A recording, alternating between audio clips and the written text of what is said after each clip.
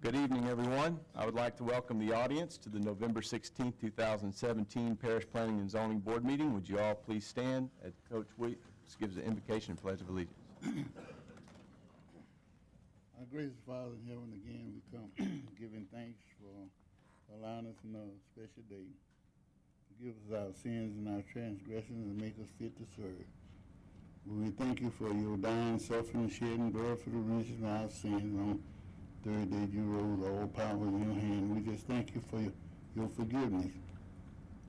And we pray, Lord, tonight for those who suffer out through this land, those who in the churches have been hurt. We just have mercy upon them because you know you built it. You made all of us and you won't leave us. And we just pray for the survivors, and we thank for the families, and they may be blessed as well. And there are others who are suffering from all through this country. And we pray for our government, for which you initiated and you created yourself, that we might abide by your laws and not our laws. And we pray for this board, we pray for the staff, and we pray for those tonight who come seeking our help, that the Holy Spirit guide us and lead us that we might do that which is right in your sight. This is we offer our prayer this night. In your name, of Father, Son, and Holy Spirit. Amen. I pledge allegiance to the flag of the United States of America and to the republic for which it stands, one nation, under God, indivisible, with liberty and justice for all. Ms. Christie, would you please call the roll? Chair Jake Porche. Here. Vice Chair Art Little. Here. Miss Latricia Cobb. Here. Miss Sharon Galicia. Here. Mr. Kirk Smith. Here. Miss Julia Dickerson. Mr. Randy Armentor. And Mr. Gary Navarre are absent. Thank you, Ms. Christie. This is an 11-member board. It will take a majority of those members present to grant or deny any requests heard tonight. The chair will refrain from voting unless there is a tie. The meeting will be conducted with me reading the request from the agenda. The planning staff will give a presentation and report their recommendation. If the applicant would like to add to the staff's presentation, or if someone from the audience has comments, please come to the microphone and state your name, address, and the nature of your request. All persons wishing to speak other than the applicants need to fill out a blue request to appear form located in the back of the room. The form must be given to a staff member prior to the reading of that agenda item. As required by this board's bylaws, in all cases, the proponents will be limited to 10 minutes. Opponents will be granted 10 minutes as well, with each speaker allowed no more than 3 minutes. I recommend that a spokesperson be selected if there's a large group want to speak on the same agenda item. If 4 or more speaker request forms are submitted, the time allowed for individual speakers will be limited based upon the number of forms submitted. The chair has the right to limit speakers who present redundant information or personal attacks. In unique situations, the board may extend or the board may vote to extend the time allotted for speakers. After discussion, the board will vote on each request. I will announce the decision of the board after the vote. The zoning exception and variance cases are final tonight. The rezoning cases and ordinance amendment will go before the police jury for final action on November 16th, 2017. This meeting is being taped by the Calcasieu Parish Government Channel and can be viewed on Wednesday and Thursday following the meeting. For more additional run dates, check the website at www.cppj.net, Channel 5 in Lake Charles and Sulphur, Channel 61 in Moss Bluff, Westlake, Benton, and DeQuincy, Channel 99 in Carlos and Grand Lake. At this time, I would ask that everyone please silence your phones or any other noisemakers or electronic devices. Moving to item number 5 on the agenda, take appropriate action to approve the minutes of the September 19th, 2017 and October 17th, 2017 Planning and Zoning meetings. I will entertain a motion for approval. So moved. Motion by Ms. Cobb and a second by Mr. Link. All in favor state aye. Aye. All opposed? Minutes are approved. Item 6, take appropriate action on VAR-0917-0025, a request by the Lincoln Richardson and Laura Richardson Living Trust for a variance to decrease the front yard setback requirement. Requires 60 feet. They are requesting 25 feet, and to decrease the side yard setback requirement requires 3 feet and they are requesting 0 feet at 213, Catalina Street in Ward 3. I will entertain a motion for approval with the stipulations. So moved. Motion by Ms. Cobb and a second by Coach Williams. Ms. Wallace. This property is located east of Lake Charles and encompasses .17 acres of mixed residential zone land. The applicant owns this lot and the lot abutting to the south. Without benefit of permits, a 22-foot by 30-foot accessory building was moved on the lot between the existing manufactured home and the house on the south lot. The applicant plans to use the building for personal storage while the house is renovated. Once that project is complete, the applicant plans to use the structure as a garage.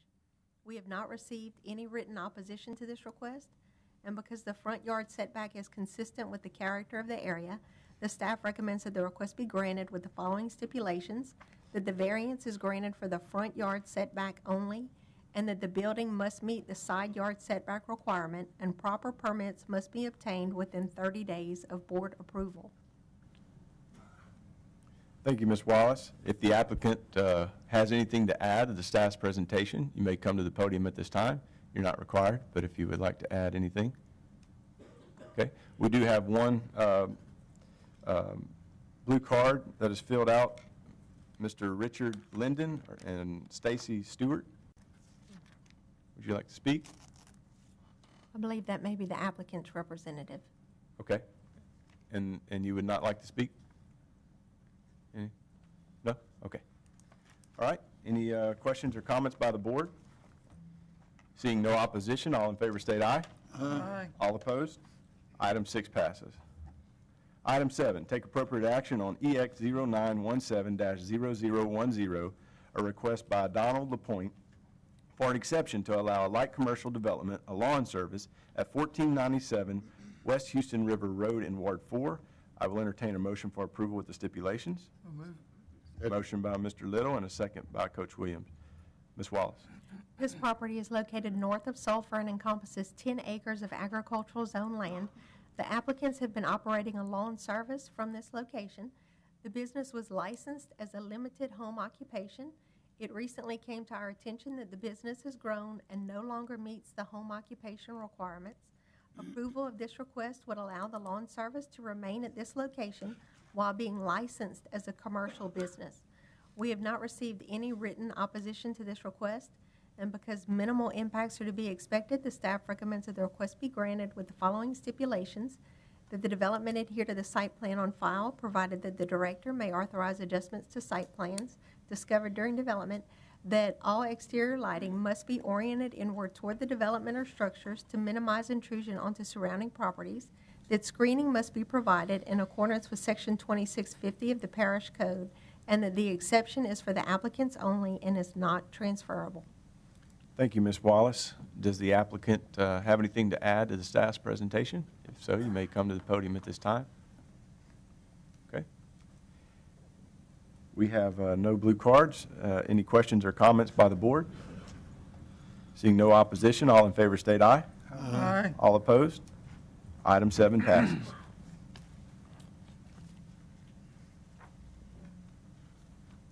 Item 8, take appropriate action on RZ-0917-0030, a request by JDAD LLC to rezone from general commercial to light industrial to allow an industrial development, a distillery, at 5721 Common Street in Ward 3. I will entertain a motion for approval with the stipulations. So moved. Motion by Ms. Cobb, second by Coach Williams. Ms. Wallace. This property is in South Lake Charles and encompasses just over 1 acre. If the rezoning is approved, the applicant will sell the land to Southland Distillery. The buyers plan to remove the existing home and construct a 50-foot by 75-foot building that will include a retail storefront, an office, and the distillery. The distillery will produce a variety of alcoholic drinks, such as whiskey, vodka, and gin. The products will be sold on site.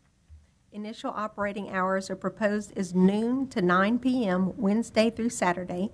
The owners plan to operate the facility themselves, potentially with a part-time employee.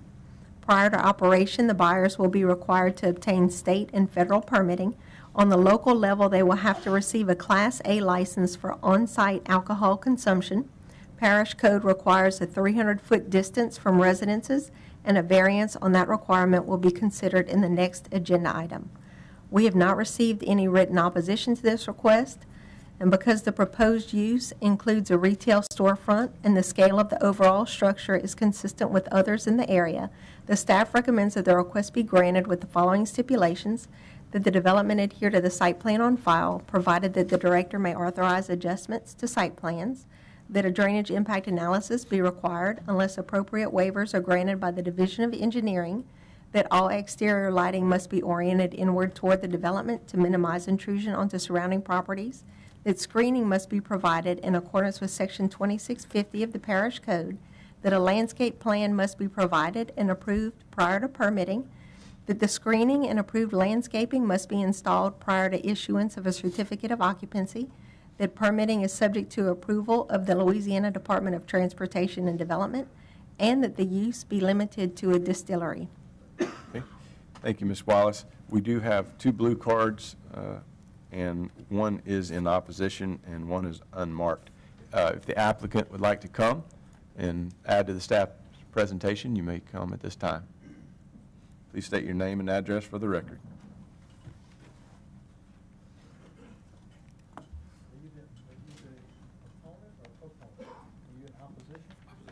Yeah, the applicant needs to come first. Sorry.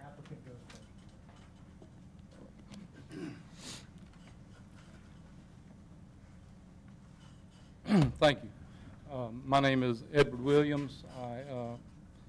My co-owner and I will be Your address? co-owners of Your address? 4693 Highway 377, Grant, Louisiana, All right. in Allen Parish. Yes, sir. My co-owner and I will be the owners of Southland Distillery, and what we're looking to build is a small distillery plant. About 1,500 proof gallons of alcohol will be produced each year. We plan on having the look and feel of a small retail store. So we'll have a very small retail space up front, about 1,000 square feet, and then approximately 2,500 feet of what will be like a small manufacturing facility. Like I said, we want to have the look and feel of a retail store. This is not a bar in any way. We don't expect to have that kind of atmosphere. We are producing alcoholic drinks, so we will have a small tasting area, which the state allows, and it is limited per person, per product, how much is allowed. So we expect small traffic impact to that area. I think we set the max for about 15 vehicles. We expect less than that on normal operation. Minimal noise disturbances from that area. Like I said, we expect a small retail, like a retail sales type location. So it'll be about the same. You know, cars entering, cars exiting, nothing, no party atmosphere, nothing like that. Like I said, not a bar atmosphere. Air and water emissions from our facility will be, I think, comparable to what you see with a restaurant, a small restaurant type thing. And hopefully very little solid waste or anything like that. And like you already mentioned, the lighting, small facade lighting, maybe a front sign for the facility. All right. Any questions for the applicant? Question. Yes, sir, Coach. 5721 Common. Is that west of the university? That is south of the South. university. South. South. Yes, sir. Well, that's way out there by. Way south. Yeah, okay. That's further south, that's like by Southside Welding and Yeah, in okay. those areas. Thank you. Okay. Any other questions? Yeah. Ms. Is there Allen? any type of seating inside the place? You'll have just some seats as far as where they're going to have a tasting area. But again, the federal and state limit how much, I mean, they can only have like an ounce or two max per person just to taste it, because really it's more just for the retail side. There will be some seating, but it's not something that, again, it's not going to be in bar atmosphere whatsoever. So. Any other questions for the applicant? Thank you. You may be seated.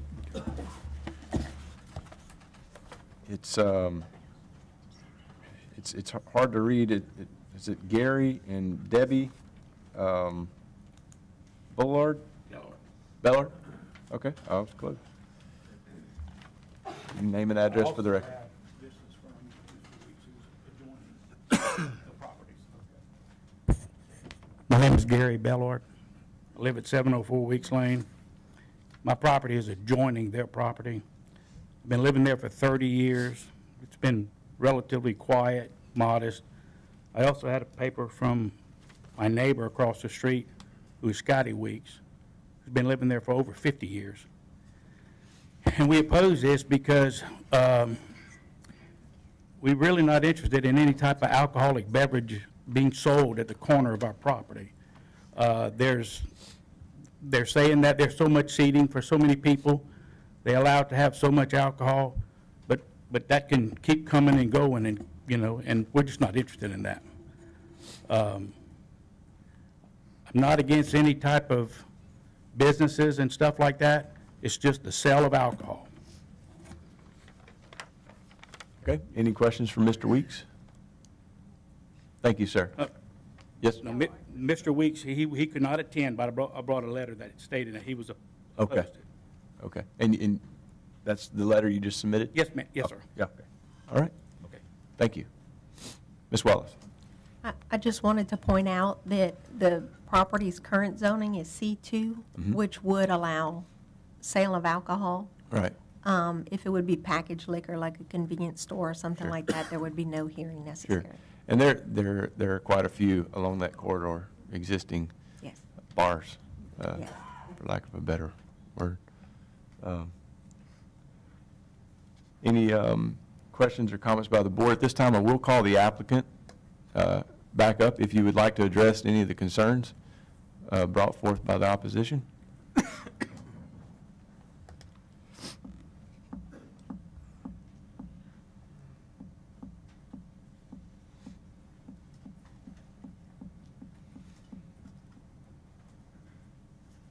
You want us to, just address what he was, as far as. If you would like. Because, I wanted to. Please state your name and address I'm for the sorry. record. James Bates, I live at 1473 Josie Blair Lane in Lake Charles.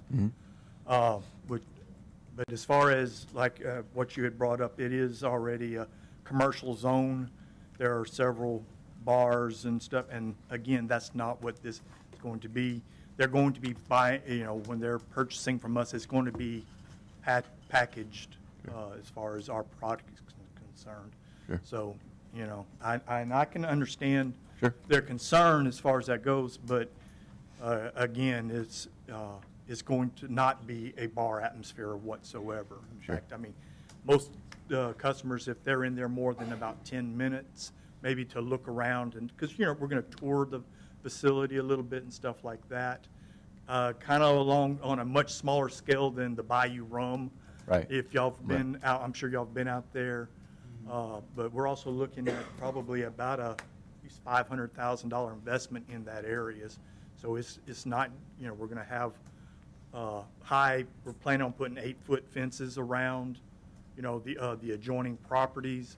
It's, with some nice landscaping and things like that. So y'all heard their stipulations for us and everything. We're well aware of those and everything. So did y'all have any other? Any other questions for the applicant? Mr. Smith? Yes, sir. Miss. Ingress and egress to this property would be where? It's right off Common Street. In fact, I know they've had some small drawings. I can kind of show y'all. Y'all want to? You should have a site plan Yeah, in your but packet. we've kind of updated, after talking with Mr. Crane, we updated those a little bit. and- There you go. There you go.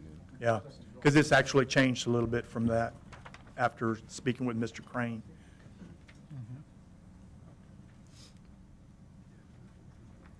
I have enough for everyone if they want one. We've got it here on the screen. Oh, Yeah, we have it on the screen, I believe. well, this, again, this is more, It's updated? more Okay. updated, yes, sir. Yes, ma'am. Okay. Question for the Mr. staff. Litter. Mentioned that a convenience store could be there selling alcohol. Can a convenience store? Packaged, Or packaged liquor. packaged. Can they consume alcohol on the premises? Not without approval, no. Okay. But it could happen at a packaged liquor store. Correct. By right, without any Right. approval. Right. Okay. Any other questions for the applicant? Thank you. You may be seated. Thank you. For what it's worth, I own the property immediately to the south of 5725, and it looks like a very nice development, and I will support it. I think it would be a good neighbor. Any other questions or comments by the board? Ms. Christie, let's do a roll call vote.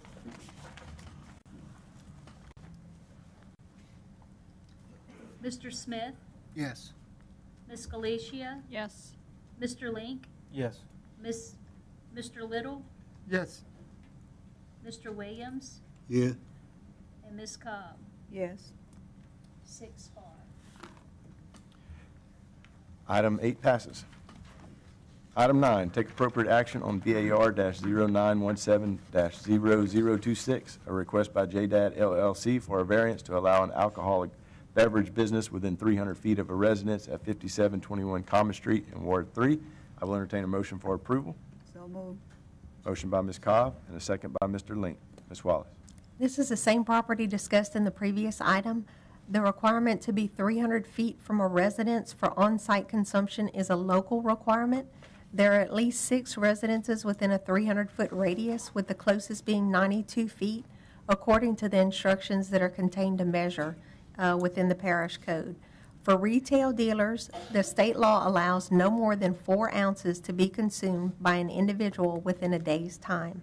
We have not received any written opposition to this request, and because state law imposes those limitations on the amount that can be consumed on site, the staff recommends that this request be granted. Thank you, Ms. Wallace. If the applicant would like to add anything this afternoon, okay. We do have a blue card in opposition to 9 as well for Mr. Gary and Debbie Bellard. If you would like to come.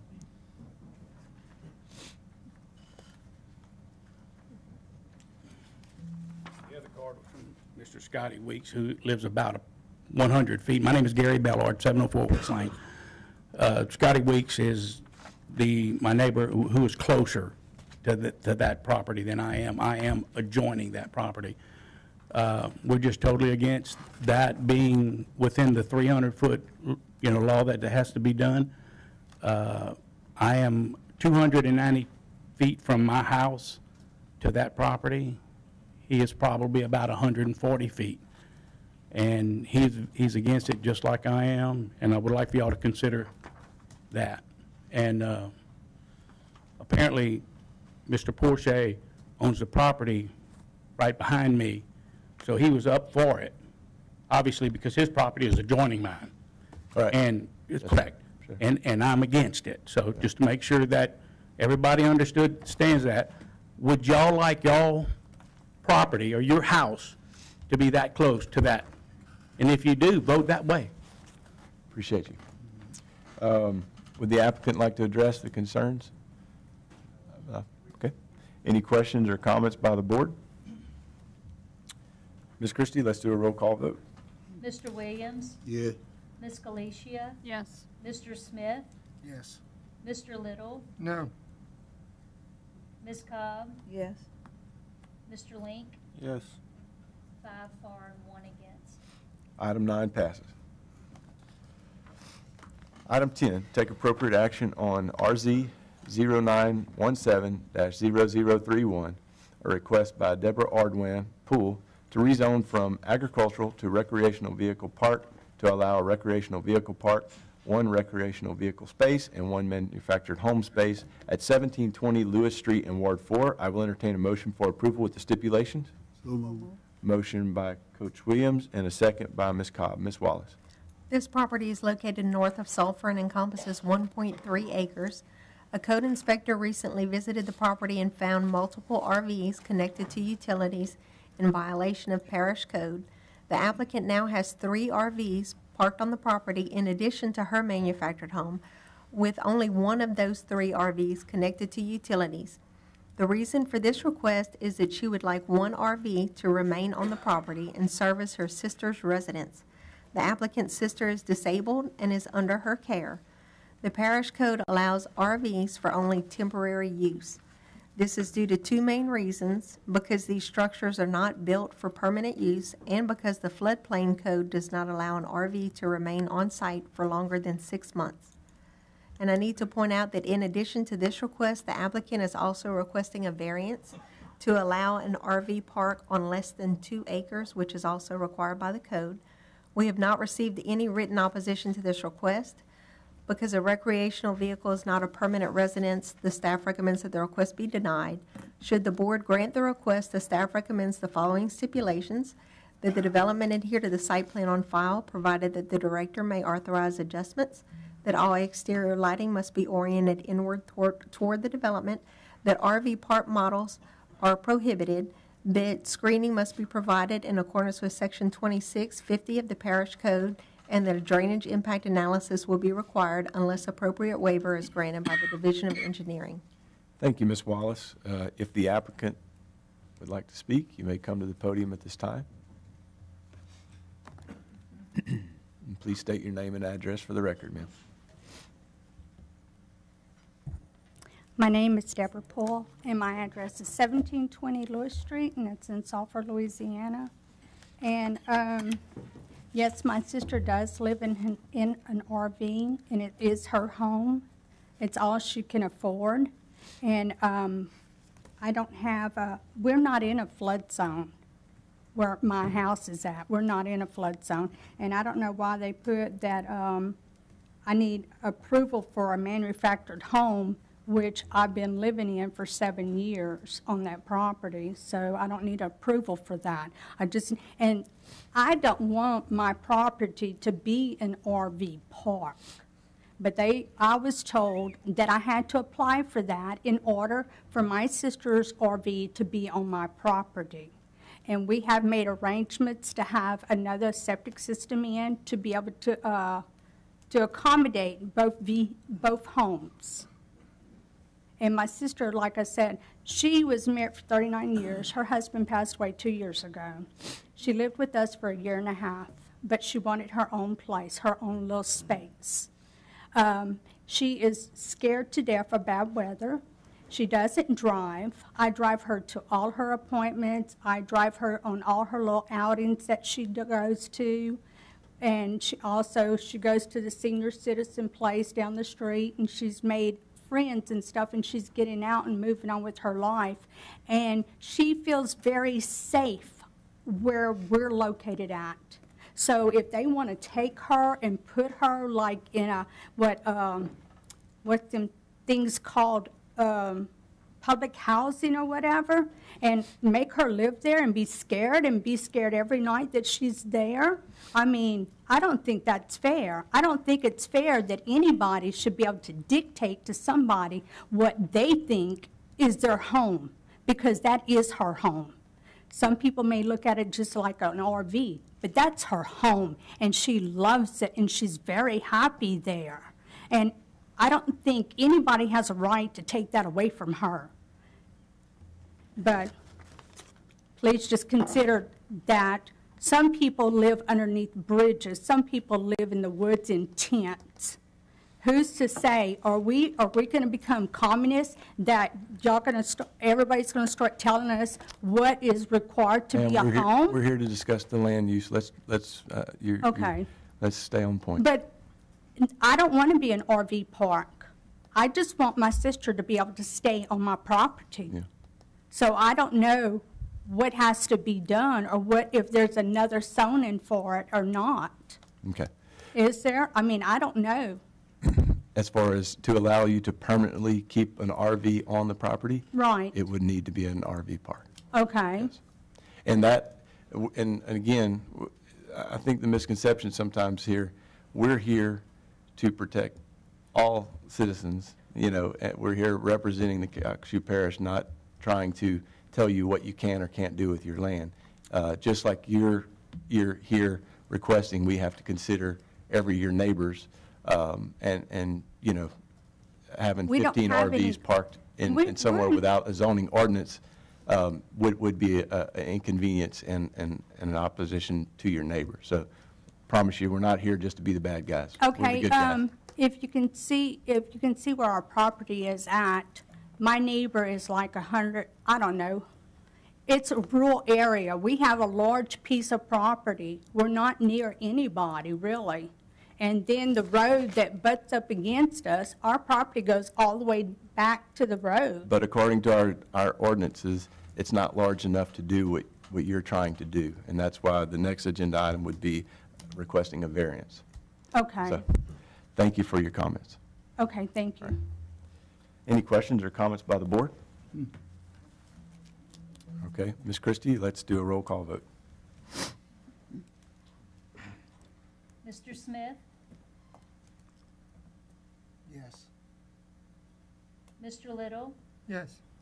Mr. Williams, Yes. Ms. Galicia, Yes. Ms. Cobb, Yes. Mr. Link, Yes. 6-4. Okay. Item 10 passes.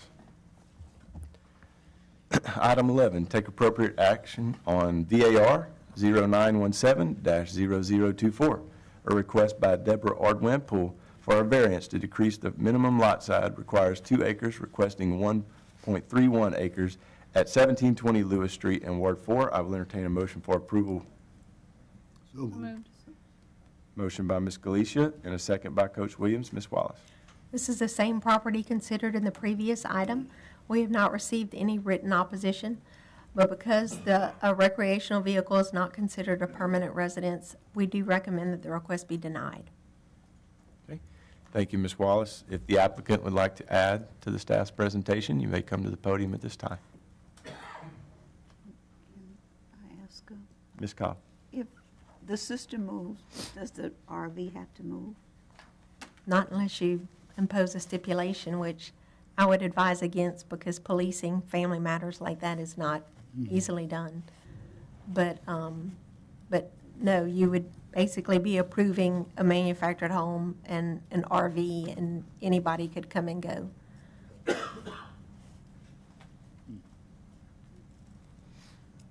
Any other questions, comments? And the applicant, you would not like to speak on this? I didn't get to hear what she said. You may come to the podium. Would you want to repeat that, Ms.? Well, in answer to Ms. Cobb's question, I was just explaining that at the time, the staff is not recommending that there be any condition imposed that would state that the RV is only for your sister. The way it stands now, if it's approved, then if your sister relocates, then you could rent out the RV, or you could pull out that RV and you could place a different one. No, that's her RV. She owns that. That is hers, and nobody else is going to move in it. Sure. If she leaves, the RV leaves. But yeah, We don't want. Ms. Wallace is just stating that Yeah. if we do approve it, it would allow you to do so, to keep it there or another RV and rent it. But your intention is just for your sister to be Right. there, My and intention is just for my sister. Sure. Just for my sister only. Sure. Okay. Any questions for the applicant? Thank you. Thank you. Appreciate it. Questions or comments by the board? Ms. Christie, let's do a roll call vote.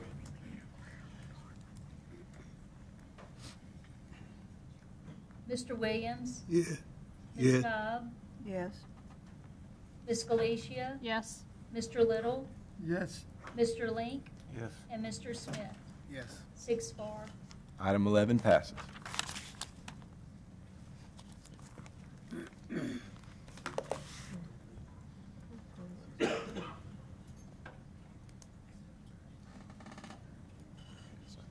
Item 12, take appropriate action on RZ 0917-0032, a request by Charles Facilio to rezone from general commercial to light industrial to allow a commercial development, a auto repair body shop at 6109 Common Street in Ward 3. I will entertain a motion for approval with the stipulation. Motion by Ms. Cobb and a second by Mr. Link. Ms. Wallace. This property is located south of Lake Charles and encompasses just over 2 acres. If the request is approved, the applicants will sell the property to Elite Collision Holdings. The buyer will construct a 20,000 square foot building to serve as an auto repair body shop. We have not received any written opposition to this request. Because the development is consistent with the character of the area, the staff recommends that the request be granted with the following stipulations: that the development adhere to the site plan on file, provided that the director may authorize adjustments to plans, that all exterior lighting must be oriented inward toward the development to minimize intrusion onto surrounding properties, that screening must be provided in accordance with Section 2650 of the Parish Code, that a landscape plan must be provided and approved prior to permitting, that the screening and approved landscaping must be installed prior to issuance of a certificate of occupancy, that a 6-foot privacy fence made of wooden slats or metal hurricane-type with slats be installed along the north, east, and south property lines, that any storage is located in the rear and is not permitted outside of the fenced area of the property, that a drainage impact analysis will be required unless appropriate waiver is granted by the Division of Engineering, and that permitting is subject to approval of the Louisiana Department of Transportation and Development. Thank you, Ms. Wallace. If the applicant would like to add to the staff's presentation, you may come to the podium now. Your name and address, please, ma'am. My name is Robin Bassoni, 1010 Lakeland Drive, Lake Charles, 70605. I'm representing the applicant. I just want to be present if you have any questions. Thank you, Ms. Any questions for the applicant by the board? Thank you, Ms. Robin. We do not have any blue cards in opposition. If there are no further questions or comments by the board, seeing no opposition, all in favor state aye. Aye. All opposed? Item 12 passes. Item 13, take appropriate action on RZ 0917-0033, a request by Mr. Charles Apshire to rezone from mixed residential to light industrial to allow light industrial development, a machine shop. The location of the request is 323 Leger Road in Ward 3. I will entertain a motion for approval with the stipulations. So moved. Motion by Ms. Cobb and a second by Mr. Link. Ms. Wallace. This property is located south of Lake Charles and encompasses 1.5 acres. Currently on the property is an electrical contracting company licensed under the non-conforming section of the code. If the rezoning is approved, the applicant will sell the land and buildings to Southside Machine Shop, a company presently operating on light industrial property approximately 150 feet east of this site. At this time, no modifications to the site or structures are expected. The only change would be the use, as the machine shop would expand operations to this location. The shop's operating hours would be 8 to 4:30. We have not received any written opposition to this request, and because the proposed use is comparable to the existing use, the staff recommends that the request be granted with the following stipulations: that the development adhere to the site plan on file, provided that the director may authorize adjustments, that all exterior lighting must be oriented inward toward the development, and that a 6-foot privacy fence be installed according to the proposed fencing plan that's included in your packet on your tablet. Thank you, Ms. Wallace. We do have one blue card in opposition and one in favor. At this time, I will ask the applicant if you would like to come to the podium and add to the staff's presentation. You may come this time. It is not required, but if you would like to speak. Okay, I don't see anybody coming. I will ask the Mr. A.J. Abshire, who is in favor, filled out a blue card, if you would like to come to the podium this time.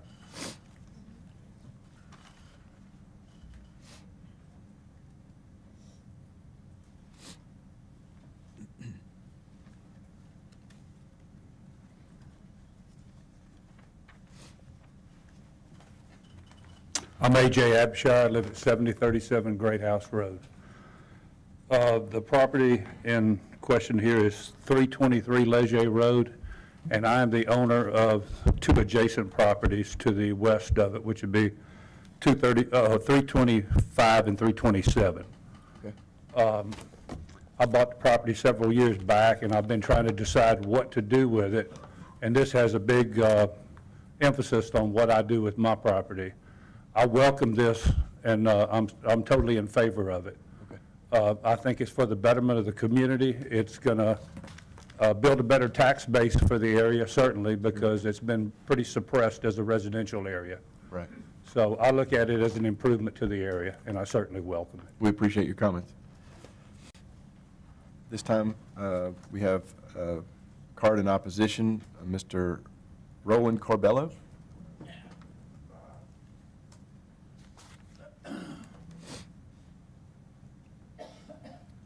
Roland Carbello, 5406 Bradley Road. I live right behind his land. My backyard is his land. I've been having problems with noise across the street, which I'm starting to live with it. There's flooding there. My house floods. There's no fence. The property has been lifted, I'm guessing 6 inches above my land. And I've been living in the same place for almost 50 years. I don't mind this place being improved, as long as it's quiet. They put a fence there, and my property don't flood anymore. I'm for it. Yes, sir. But, you know, if they don't meet the requirements that I ask, I have already asked somebody, and it probably didn't get to Mr. AJ. But I asked them to quit lifting that property up without irrigation. There's no ditches. That property's old. I've been living there since I was a little boy. I've been in that neighborhood. I know they're growing.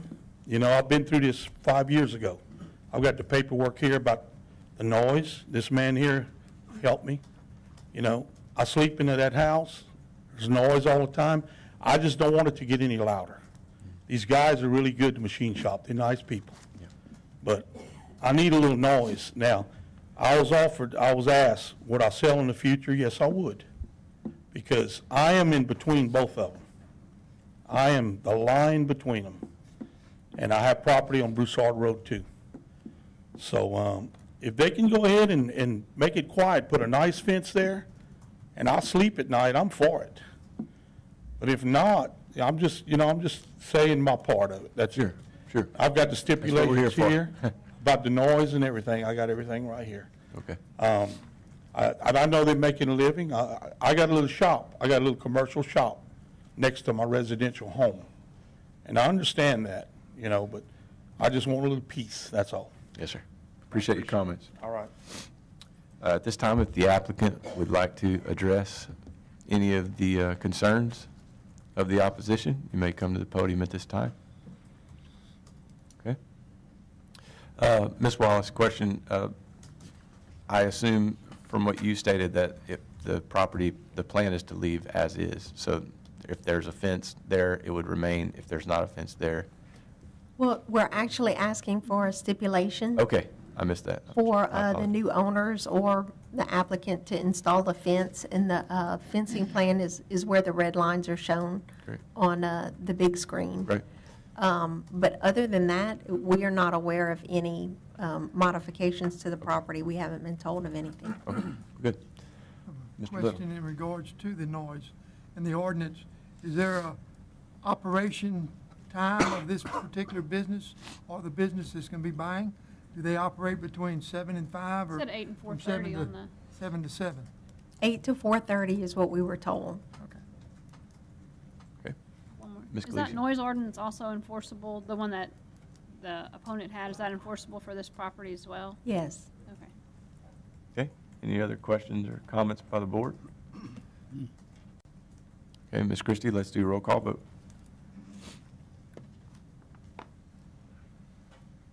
Ms. Galicia, Yes. Mr. Little, Yes. Mr. Williams, Yes. Mr. Smith, Yes. Ms. Cobb, Yes. and Mr. Link. Yes. 6 for. Item 13 passes. Item 14, take appropriate action on RZ 1017-0034, a request by Stephen Carnahan to rezone from agricultural, manufactured home park, light commercial, and general commercial to light industrial to allow an industrial development, a storage yard, at 161 East Dave Dugas Road in Ward 4. I will entertain a motion for approval with the stipulations. So moved. Motion by Coach Williams and a second by Ms. Cobb. Ms. Wallace. This property is located in Carlos and encompasses nearly 8 acres. If the request is approved, the applicants intend to develop an industrial park in phases. The immediate construction would include 2 4,500 square foot buildings and a storage yard on Highway 27 frontage. Future plans would include additional buildings on property facing Dave Dugas Road.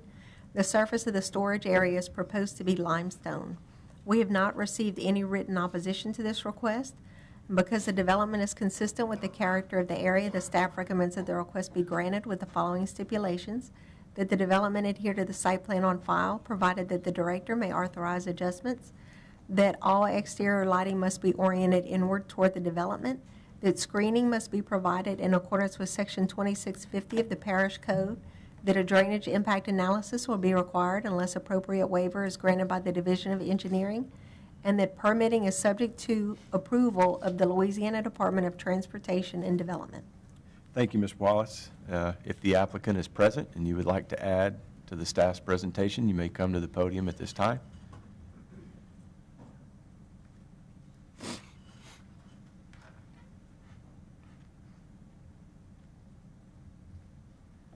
My name is Stephen Carnahan. We live at 1418 Curry Drive in Corliss. There's three of us involved in it, myself, my wife, and our son. And if anybody has anything that they'd like to, I can shed some light on, I'll be glad to do it. Okay. Are there any questions for Mr. Carnahan? Okay. If any questions come up, we'll call you back okay. up. Thank you, sir. Any questions or comments by the board? We do not have any opposition. I've got a question in regards to the surfacing. A lay-down yard such as this is going to have some kind of surfacing of some sort.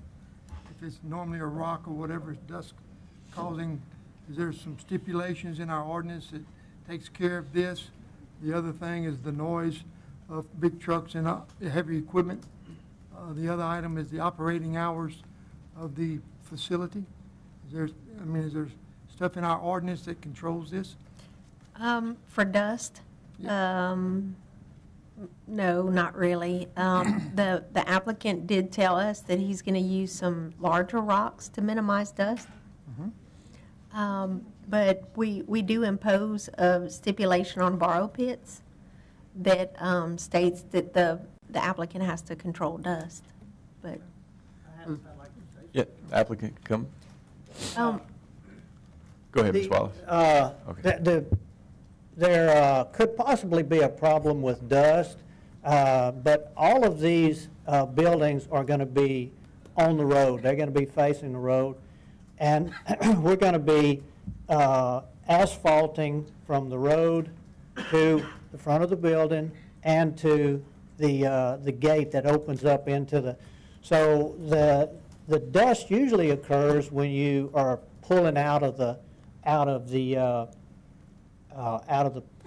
lay-down yard, and if dust occurs inside the lay-down yard, which it'll do if you got these big diesel trucks, there is a product that you can put on it. It's made of lignin, which is a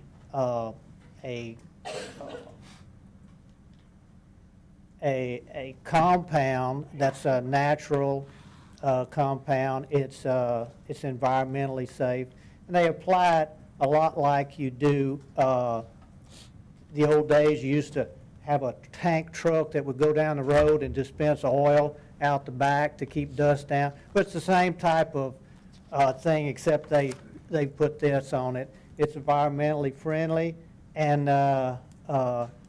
that's what you could use on it. But it's dust and rocks in the road, that's a safety issue, and we definitely need to look at that. And that's one of the things. We have if this is approved, which we hope it will, the first thing we do is our lawyer has advised us to let's meet and let's just go down all the things that could be a source of litigation, and we want to get them out of the way. Sure. And so that's what we're going to do. And these units that are going to be on Highway 27, it's a particular concern because you're going to have trucks coming down the road that are going to be blowing through that interstate pretty fast. So we need to do something about that. Sure. That's all I have. Any other questions? My other concern on the very north corner is a daycare center that run 50 or 60 kids through there year round. Is there any, have you spoke with that group of I people? did. I talked to Miss Nelson, and I told her that we were going to be what we were going to do, and she was in favor of it. And I told her that we would put a fence up. We'll just go ahead. There's an old, she's got an old ramshackle wood fence, and I got a galvanized fence that's got big old tallow trees growing through it. So I told her we're going to take all that down, and we'll put her a good shadow box fence up 6 foot high to take care of that kind of situation. Okay. And I see we have a stipulation in regards to a wooden fence, no screening according to the ordinance. Is that, would that be all the way around the property? Would it be on the? It would be where the industrial development would abut a residential use. Okay. And just very quickly, the other two questions that we didn't get to while Mr. Carnahan is up here. Okay. We do have a noise ordinance that's enforced by the Sheriff's Department. And legal counsel tells me that there's also a nuisance ordinance that the Sheriff's Office also enforces that could come into play with the dust control. And the hours of operation, I'm not sure, but maybe Mr. Carnahan could answer that question if you still have it. What was the question again? Hours of operation. Hours of operation? 24/7? All I can tell you is that I'm in favor of something that's not going to run all day long, just in consideration of the neighborhood. And the neighborhood is pretty sparse. You know, there's not many people left, but there are some people on the north side, and there's folks across the street, and talked to them, and that was one of their concerns. And actually, the biggest landowner north of us is my wife's first cousin, and our great friends, you know, and they were at the house today talking about it. And we'll probably, I'm 71 years old, so I don't know, by the time we do the first three, I don't know if I'm going to, so we'll probably, at this time, not do the one right behind their house. And because we have others that are quite a ways on either side, on the east side and the west side.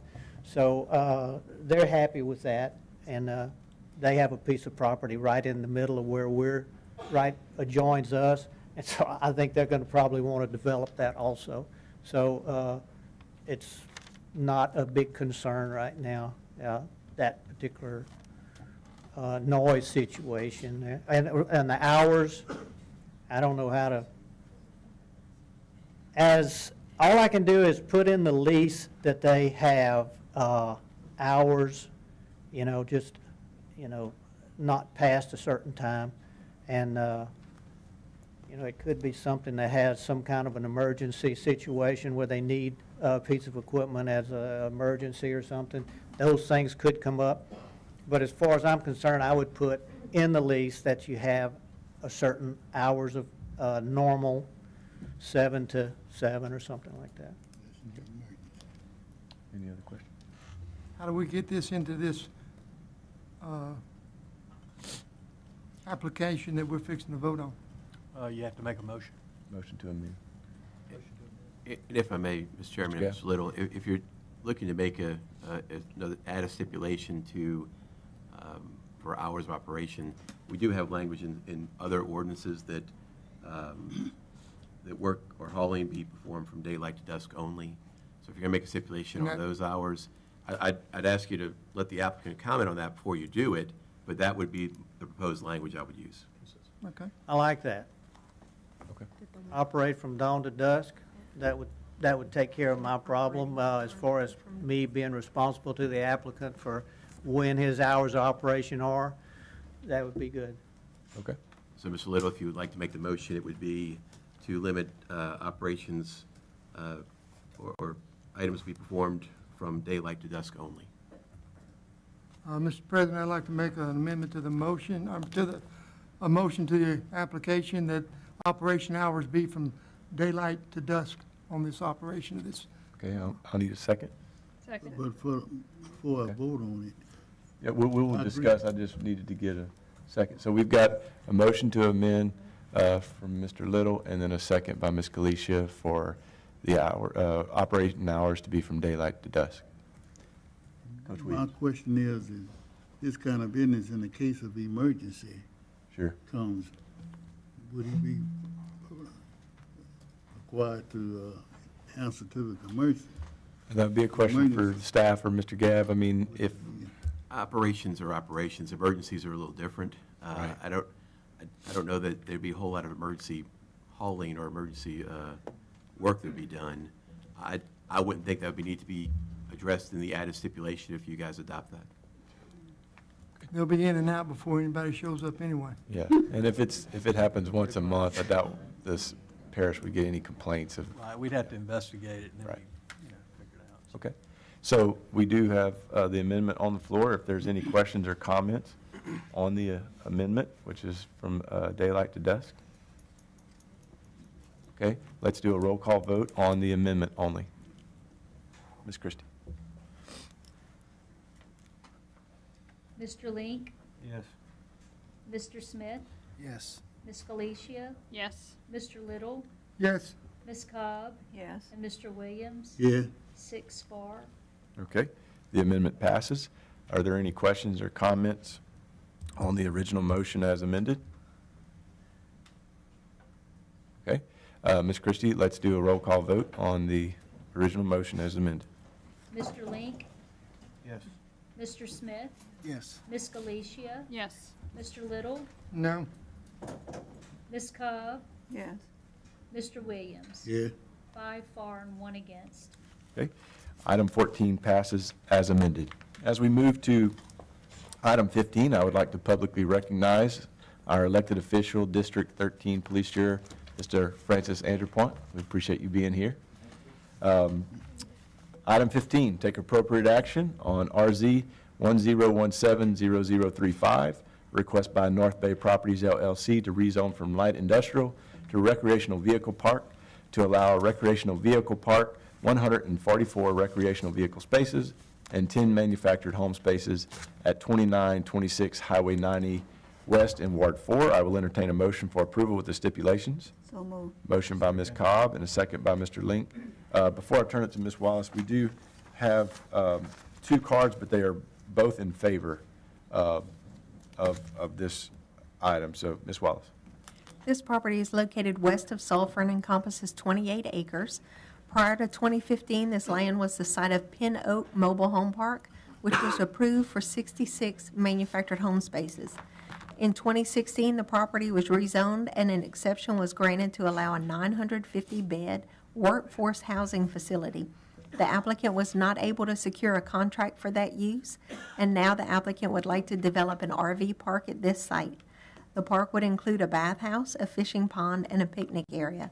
We have not received any written opposition on this request, and because minimal impacts are to be expected, the staff recommends that the request be granted with the following stipulations: that the development adhere to the site plan on file, that all exterior lighting must be oriented inward toward the development, that no blinking or flashing signs be installed, that RV park model types are prohibited, that natural screening be maintained, and that a 6-foot privacy fence be installed along the west, east, and north property lines in accordance with the proposed fencing plan, that a drainage impact analysis will be required unless appropriate waiver is granted by the Division of Engineering, and that permitting is subject to approval of the Louisiana Department of Transportation and Development and the Louisiana Department of Health and Hospitals.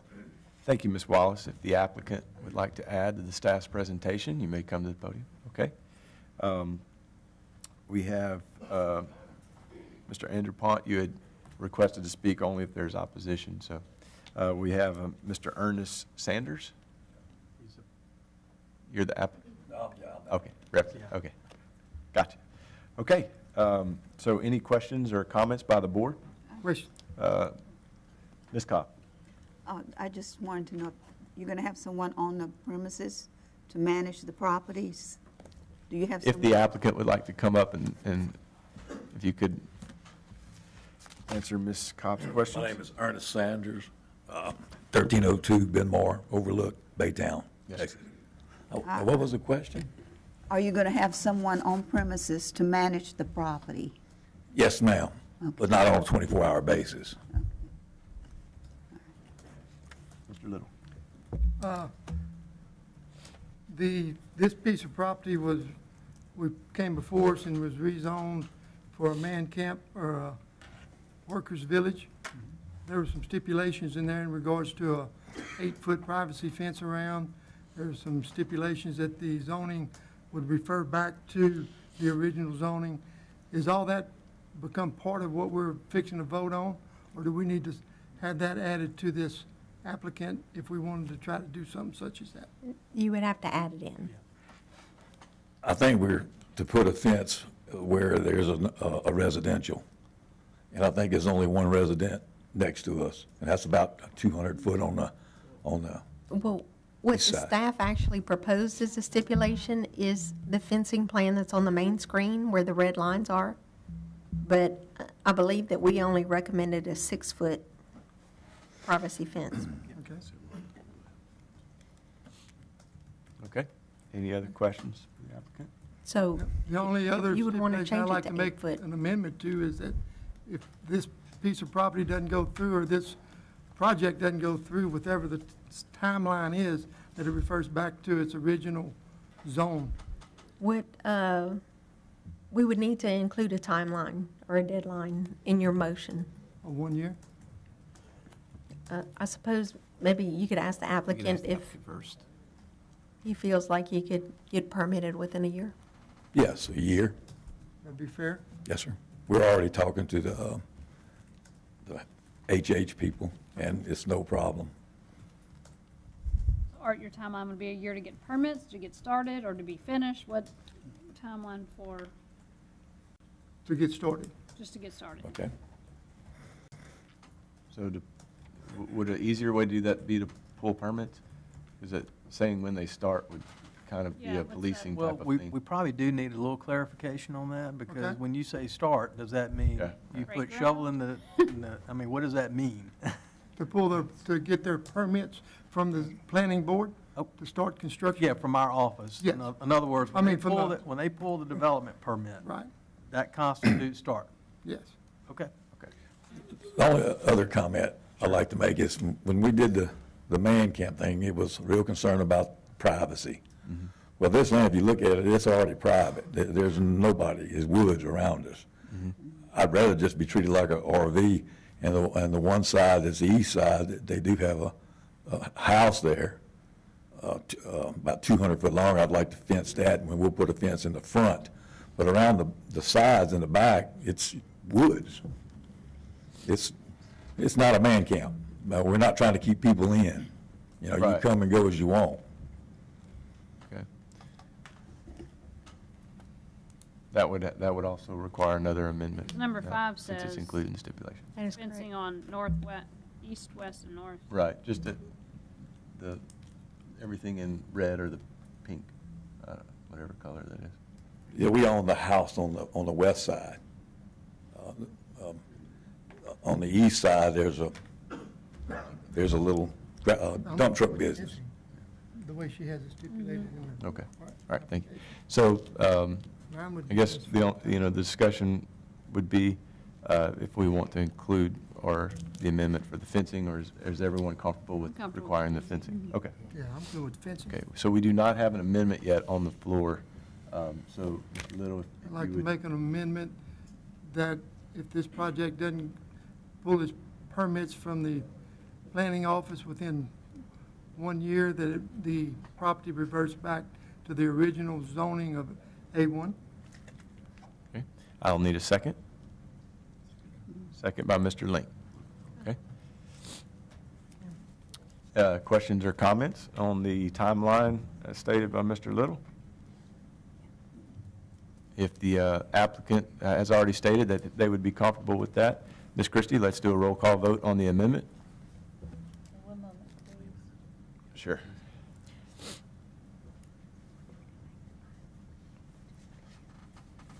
Mr. Little, Yes. Ms. Galicia, Yes. Mr. Williams, Yeah. Mr. Link, Yes. Ms. Cobb, Yes. and Mr. Smith. Yes. 6 for. Okay, the amendment passes. Any questions or comments On the original motion as amended, any discussion? Okay, Ms. Christie, we'll do a roll call vote on the original motion as amended. Mr. Little? Yes. Ms. Scalacia? Yes. Mr. Williams? Yes. Mr. Link? Yes. Ms. Cobb? Yes. And Mr. Smith? Yes. 6 for. Item 15 passes as amended. Item 16, take appropriate action on RZ 1017-0041, a request by Gulf Mobile Home Park, LLC, to amend ordinance number 6925, that the development must adhere to the site plan, 11 recreational vehicle spaces, to allow a revised site plan, 13 recreational vehicle spaces, in the 1800 block of Red Davis McAllister Road in Ward 3. I will entertain a motion for approval with the stipulations. So moved. Motion by Coach Williams and a second by Mr. Link. Ms. Wallace. This property is located south of Lake Charles and encompasses nearly 2 acres. Earlier this year, the land was rezoned to allow an 11-space RV park. In the course of obtaining financing, the applicant found that he needed a minimum of 13 spaces. Because the police jury limited the development to the site plan showing 11 spaces, the new site plan must receive formal approval.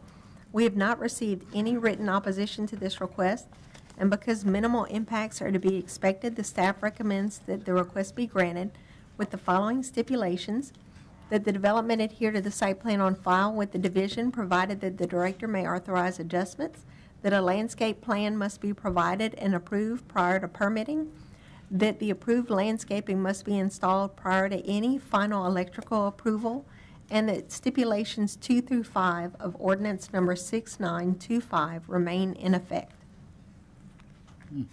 Thank you, Ms. Wallace. If the applicant would like to speak. Yes, sir. Mr. Chairman, members of the board, my name is Tom Gale. Address is 713 Kirby Street in Lake Charles. I'm here on behalf of the applicant. It's a plan that's essentially have already approved and looked at, and it's just essentially it's a better mousetrap. Any questions or concerns or anything? Any questions for Mr. Gale? Sir, not at this time. Any questions or comments by the board? Seeing no opposition, all in favor state aye. Aye. All opposed? Item 16 passes. Moving to item 17, we have numerous blue cards here. 1, 2, 3,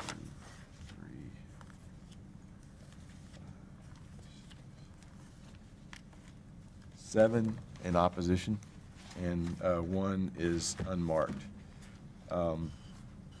Item 17, take appropriate action on RZ 1017-0038, a request by FMN Enterprise to rezone from mixed residential to light commercial to allow commercial development, a convenience store at 2719 Glenley Road in Ward 3. I will entertain a motion for approval with the stipulations. So moved. Motion by Ms. Cobb and a second by Mr. Link. Ms. Wallace. This property is located south of Lake Charles and encompasses 0.7 acres. If the rezoning is approved, the applicant will sell the property to a developer who will construct a convenience store. The store is proposed to face Elliott Road with a brick and stucco exterior. The store will have an access off of both Glen Lee and Elliott. We have received 2 emails in opposition to this request. One is included on your tablet and the other was not received in time to be included. Because the development is not consistent with the character of the area, the staff recommends that the request be denied.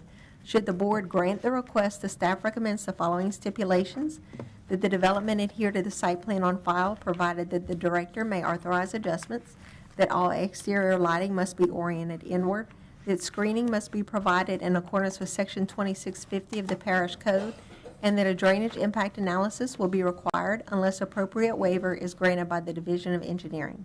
Okay. Thank you, Ms. Wallace. If the applicant is present, I'd like to... Me again. Tom Gale, 713 Kirby, Lake Charles. It's an unorthodox location. I'm going to tell you that from the very beginning. And one of the obvious things, the logical place for a store or a commercial development of this nature would be closer to the intersection of Goche and Elliott. The problem is the pipeline companies beat us to it. And they have filled up that corridor both now on the north side and on the south side, so that there's very little utility left of those corners. And I'm uniquely familiar with it because my family owns all three corners. And we also own the property across and also developed what is now being requested to be rezoned. There are no building restrictions on this property. It has been zoned like this since it got taken out of agricultural practices back in the 80s. And we have commercial sewer coming through. We already have water there. There's nothing else commercially zoned or developed anywhere in this area. You're a mile plus before you get to anything like that. It's a logical step that needs to take place in this area. The problem is that the pipeline companies have beat us to the punch, and they have the power of expropriation, so we don't have a choice. They come in and take what they want. And so consequently, those corners have very little utility left. The fellows who want to develop this store have done another one just like this over on Nelson Road. It too is in a residential area. They have a house to the back and a house to the side. They existed fine in that neighborhood. The store is still there and operating. They don't have any deliveries or loads that come off the back of the store. Everything comes through the front. The primary entrance and exit is going to be through Elliott Road. With today's LED lights and the standards that we have, the lighting goes down, it doesn't go out. The site plan doesn't show it, but they're glad to stipulate to mitigation factors, fencing, landscaping, whatever everybody deems appropriate. They run a good store. They've got several stores they've already built in this area, and they have existed in neighborhoods and other places, and we ask for consideration that they'll be allowed to develop. Thank you, Mr. Gale. Any questions for the applicant? Thank you, sir. Before I call it the first person in opposition, we do have 7 cards. So Mr. Gabb will be keeping time. I do ask to be courteous to the other people that want to speak. As soon as he tells you your time's up, let's stop at that point. And Mr. Chairman, our rules do require 10 minutes to be divided up by 7 people. Correct. Have you done the math? About a minute and a half, but I would suggest we just round it up to 2 minutes apiece. Fair enough. I would agree. Max Myers. Please state your name and address for the record. Yes. Max Myers, 2504 Glen Leah. Me and most of my neighbors, I think 95% of them oppose the store. Most of us have small children or grandchildren. The extra traffic plus the people that's going to be coming in and out that store, it's going to cause more traffic, more danger for the kids on the road, playing in the yards, going house to house. It's not a good location at all for a store. Just everything about it's a bad idea. I've been there for 16 years, been a quiet, nice place.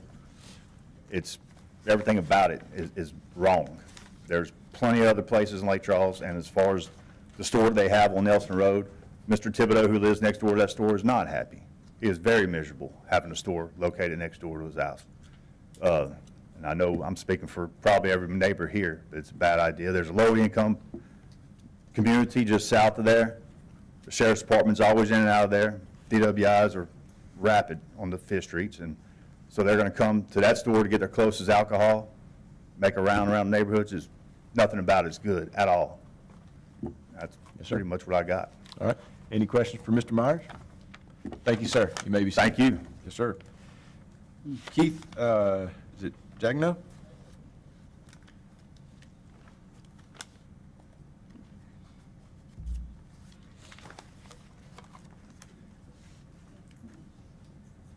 How we doing? I'm Keith Jagno. I live at 2706 Glen Leah Street. I'm 2 lots down from where the proposed store would go. My problem with it is there is no economic impact whatsoever to our subdivision having this store on the corner. To me, it's going to be a detriment. We have a flooding problem out here. We have open ditches on that corner. The Calcasieu Parish Police Jury has just spent a ton of money putting in drainage right there. All of our water that comes out of our subdivision drains to Elliott Road. That's going to require them to have covered ditches and a parking lot covering the whole corner. Where's that water going to go? We already get the backfill. We don't need any more. The store is going to be facing Elliott Road. So every time I drive out of my driveway, I'm going to be looking at the back of a store in a residential subdivision. Now, what happens with the next guy that wants to do a commercial development? We've got a variance on one. What do we do on the next one? We're going to open up something in the middle of the neighborhood? We have kids. I've been there for 28 years. I'm totally against this. I think it's just totally out of the book to put a commercial development right there on a residential subdivision. And I hope that you guys vote the right way. I'd appreciate it. Thank you. Thank you.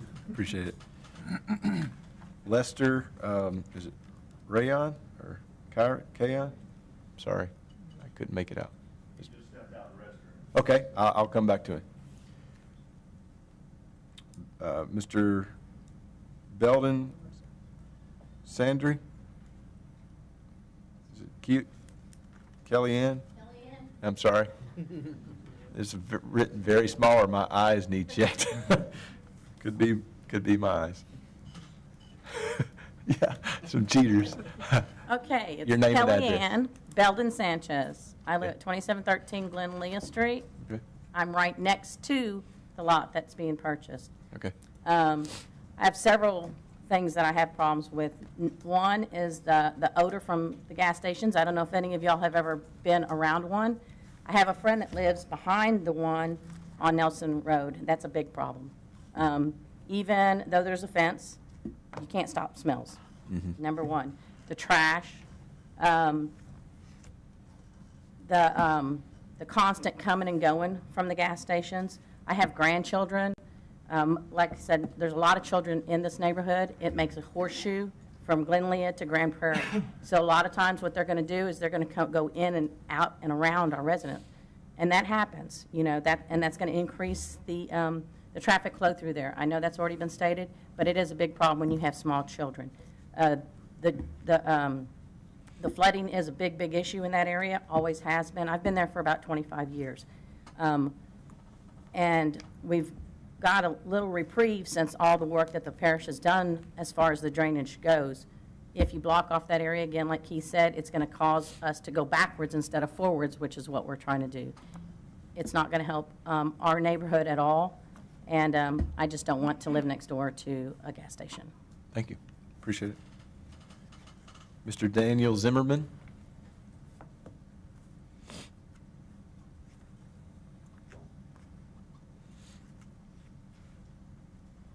My name's Danny Zimmerman. I live at 2712 Glen Prairie Street. My property adjoins this property by catty corner.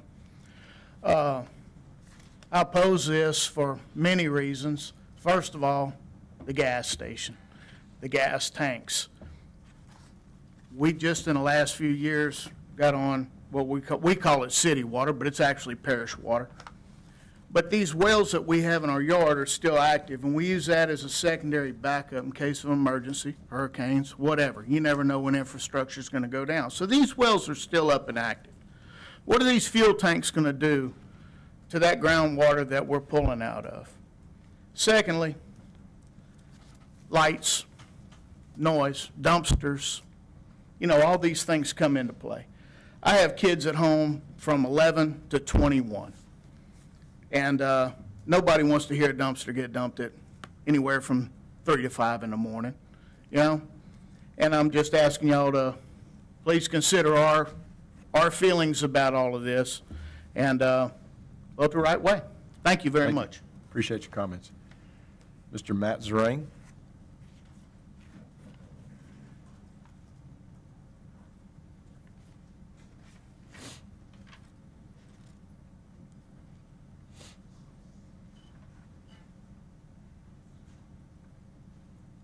Hi, my name's Matt Zerang. I live at 2604 Glen Lee Street.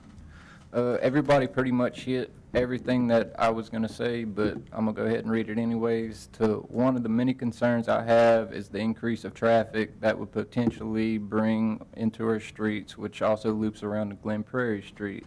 My wife and I, along with many other families on the street, have young kids who have had the opportunity to grow up in a fairly quiet neighborhood, and they are used to riding their bikes up and down the streets with no worries with excessive traffic. A convenience store on our street will unfortunately on just a second. Will unfortunately bring an overflow of unwanted traffic, the potential for theft among other problems. We would like to keep Glenlee and Glen Prairie Street a small, quiet neighborhood. After all, these are residential properties and have been for years. Thank you. Okay. Thank you, Mr. Zerain. Kathy Hodges?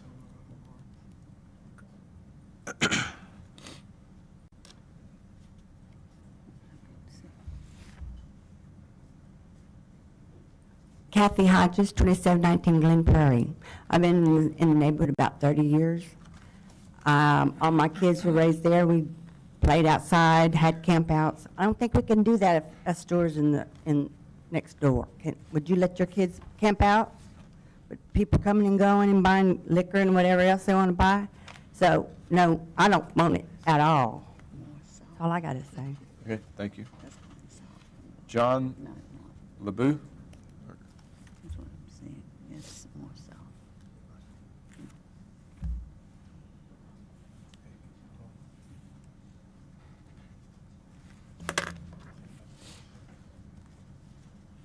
John LeBuff, 2720 Glenlear Street. I live directly across the road from where they want to put the convenience store. So my problem is we own a bar downtown and there's a convenience store next to it. Beer cans, trash, constantly from the convenience store.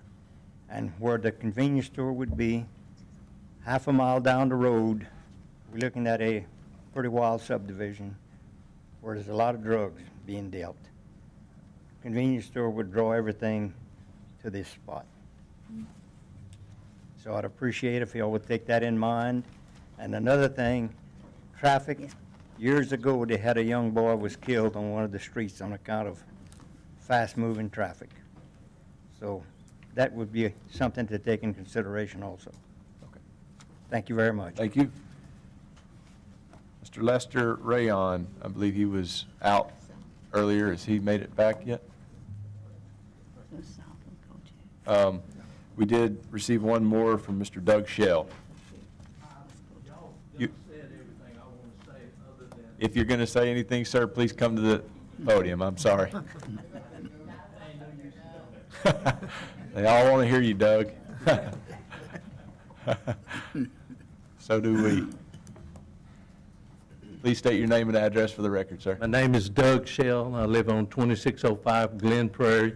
And everything they said I was going to say, but the little boy was ran over by a speeder on Glen Prairie Street, and they're going to just be driving around. They'll be drinking, and we just don't need it in our neighborhood. I've been there since '89, and it's been a real fairly quiet neighborhood, and I think we ought to keep it that way. Sure. Thank you. Has Mr. Lester made it back? If not, we're going to have to move on. Okay. At this time, I'll allow the applicant to address the concerns of the opposition. Most of what we heard, the complaints are things that are going to be taking place and be addressed in the context of engineering. Drainage gets addressed in engineering. Traffic studies get addressed in engineering. The flooding of the fuel tanks leaking out, we now know with the regulations that are in place, that's really a thing of the past. The crime rate at neighboring subdivisions is not something anybody can control. That's a police issue. That's not a land use issue. If there's something specific we can address, we'll be glad to address it. Be glad to self-mitigate hours, fencing, landscaping, things of that nature. Some of this stuff is just not something we can do in this context of a land use application. Any questions for the applicant for Mr. Gill? Thank you, sir. Appreciate it. Any other questions or comments by the board? Any discussion? Mr. Chairman. Mr. Williams. Most of these people I've heard that's against it has been there for years. I'd like to see the hands of those who live in that community. Could we get a visual representation of everyone that's in opposition? So if you're in opposition, your hand is up now. Okay? Thank y'all. Thank you. Okay. There's about 40 more that couldn't make it tonight. Sure. Any other questions or comments by the board? Ms. Christie, let's do a roll call vote. Mr. Link, No. Ms. Galicia, No. Mr. Williams, No. Mr. Little, No. Mr. Smith, No. Ms. Cobb, No. 6 against. Item 17 fails. I will allow a few minutes if you guys would like to clear the room. Yes, let's take a brief recess. Good idea, Mr. Gaff. Because them other two guys.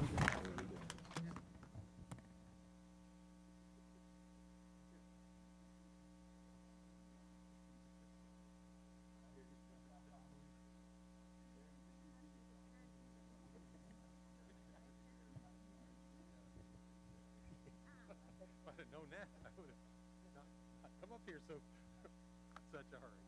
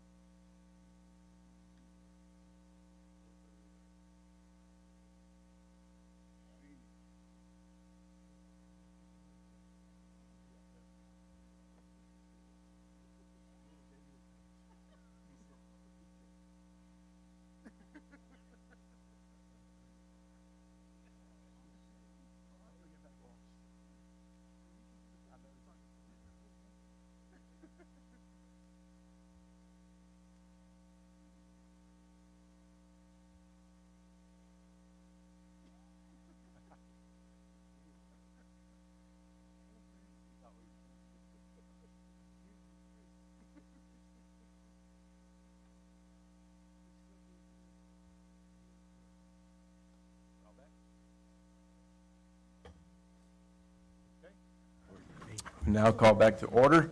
Meeting, moving to item 18. We have 2 cards for general comments on this agenda item. And we will take appropriate action on a request by the Calcasieu Parish Division of Engineering and Public Works on proposed revisions to Chapter 26 of the Code of Ordinances of the Calcasieu Parish, Louisiana, pertaining to the drainage standards. I will entertain a motion to recommend approval. Motion by Coach Williams and a second by Ms. Cobb. Mr. Brian Beam. Thank you, Mr. Chairman, and we want to thank you on behalf of the staff for putting this on your agenda tonight. This week is a culmination of a very thorough but very productive process to improve drainage in Calcasieu Parish, which we know is a big issue, especially with all of our growth. I am going to go over just a few slides for you, and then Alan Wainwright, our Public Works Director, will follow, but we want to kind of paint a quick picture of the history of this, catch everybody up. And he will touch a little bit also on some of the maintenance and capital side of this too, because they are all important. We actually, back in the spring of 2015, started the process with the police jury approving how we go about this. And it's important, we think, to do that with a mission, with guiding principles, objectives, and goals. And that has been our driving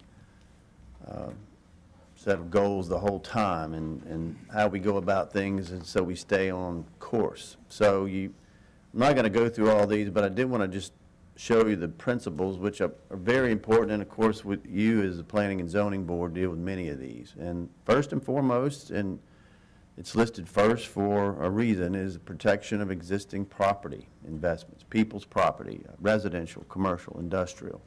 Those are the ones flooding, and we want to protect those. That's very critical, as well as anybody who moves here, builds here, and so forth, so that we can avoid some of these problems in the future. We recognize also the importance of economic growth.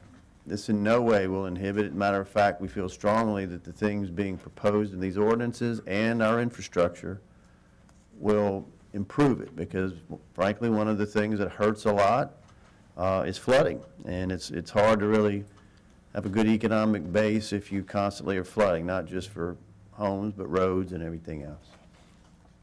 Reducing impacts from disasters is critical. There's a lot of things we can do on that to prevent that, or at least mitigate that when they happen. You can't prevent it all the time. We've got to protect our watersheds and recognize the importance of those. We can't change the lines of a watershed, but we can change the way things that occur within it happen. And then last but not least, for ourselves, for drainage districts, for cities, and all, we need to maximize how we run drainage maintenance and capital on the infrastructure side. So those are all important, and again, they've been our driving force the whole way. I won't spend a lot of time on this. I apologize. I know the typing is a little small, but we have shown y'all this before. But it's an important graphic in the sense that drainage and how you manage it and how you improve it depends on 3 main areas.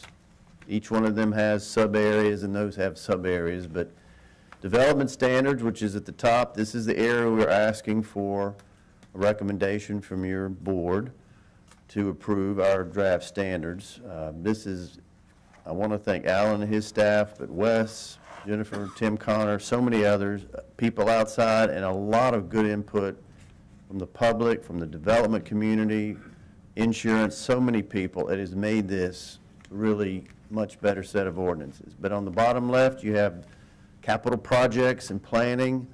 You got to do that right. And then on the right are maintenance activities, whether you're talking about roadside ditches or drainage laterals and any of those things. All of them are integrated watershed.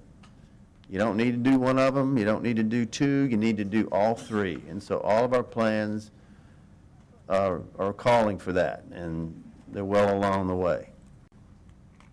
I just have a couple more slides. This will give you a quick history, a reminder, a refresher. Back in October of last year, not this year, police jury passed drainage policies, not ordinances. And the whole idea, though, was to say, let's set something a little more general that all of these ordinances will flow into, and that's been the plan. So we've had that for a good year so that everybody knew what was coming and why. And Alan can cover that if you'd like. Alan Wainwright's going to follow me.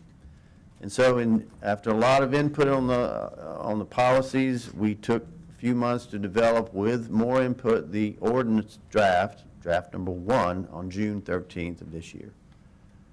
Each of these, of course, got a lot of feedback and input after it was published. August 8th was the next one. That was draft 2. The police jury had been asked for an extension after that to get more input specifically on those ordinances. And so we did an extension then. And so October 24th, up until last night, was the latest draft published, which the only change, and Alan will get into this, I think he's got 2 slides on this. Last night we presented to the police jury's Drainage Liaison Committee very minor changes since October 24th, but again, I'll let Alan go into those. You can see in the yellow, we're here tonight on the 14th. The Drainage Committee met last night and did approve a recommendation unanimously to the full jury to pass the ordinance revisions, as presented. And which, by the way, I forgot to mention, I apologize, the packet you should have an ordinance packet.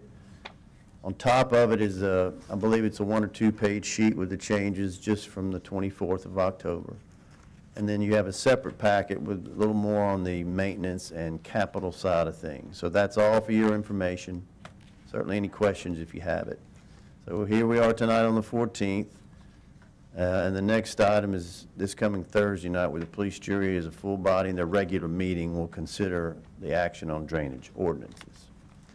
So this is our formal recommendation. And as I said, it's to recommend, we're asking that you recommend approval to the full jury from this body for the proposed revisions, latest draft dated November 13th, 2017. At this point, I'll ask Alan to cover a few more slides and certainly take any of your questions. Thank you, Brian, and I'll start with apologizing for the size of that text. I can barely read it myself. But really, this slide's kind of just to highlight, there were very minor changes, but there needed to be a draft number 4 because with the amount of drafts we had and trying to track all the changes and the iterations, 7 of the items changed were just housekeeping items. So they were, I have in your package, you have an example of those housekeeping items where basically they were items that were added and then deleted. And now in the final draft, you kind of just go with the final picture of what was the before and after version. So 7 of the items just housekeeping, if we counted that right, and then 1 legitimate ordinance wording change. As we've gone through the comment phases, there was an item, a particular sentence referring to buffers around detention ponds and how they would be laid out. And because of the use of the word buffer, and y'all are familiar with this, it comes up in a lot of situations. I think it was some sort of, just tying to where that word is used in other parts of the ordinance that we felt like was just confusing. So we basically went back to the original wording, which is you have your pond and a 6-foot embankment at the top of the pond, which sort of is the top of the pond, and that establishes the perimeter and the boundary of the pond. So we feel like that was just kind of reverting back, making it relatively insignificant because that wording has been in the ordinance for quite some time. So just a quick presentation on some of the key components of the other 2 aspects after you get past ordinances and regulation. The drainage maintenance, and we'll talk briefly about capital improvements. So these are abbreviated versions of this PowerPoint that we've spoken about before, but I think it's important to highlight a couple things. The drainage program, the maintenance program, is a strong program for the Calcasieu Parish road system, and we have we enjoy a good resources to do this work, and I think the crews that are out there do a wonderful job, work hard every day to make sure that the system flows at the capacity that's there for to be used. We do base our program off of CRS programs that are established through FEMA, which are those programs that help reduce insurance rates I have a copy of the manual there. There's one of the basis for our program. There's 3 types of work orders, have the numbers there to illustrate the type of work that gets done. First one is systematic or routine or preventive maintenance. The second bullet is response-driven, which is really just additional requests for follow-up things that would be preventive. And then disaster preparation, which is really the strongest growth area of the entire package when you look at the numbers, because in recent years we've really ramped up with weather forecast, getting, really turning our attention to the last couple days before a main event of trying to remove debris out of ditches and places where it clogs up. You fight debris every day in a system as large as ours because it just keeps coming from wooded areas or, problem spots. So I don't know that we'll ever get it all or end it, but so you just fight it constantly, and we've really, the last couple of years, turned our attention to that to be stronger in that regard, and it seems to have paid off. So this is just a 5-year trend of the work orders. Just for reference, roughly the routine or preventive maintenance work orders are the large bores. They're anywhere from 14,000 growing now to where we would estimate this year based on the trend for this year and actual numbers.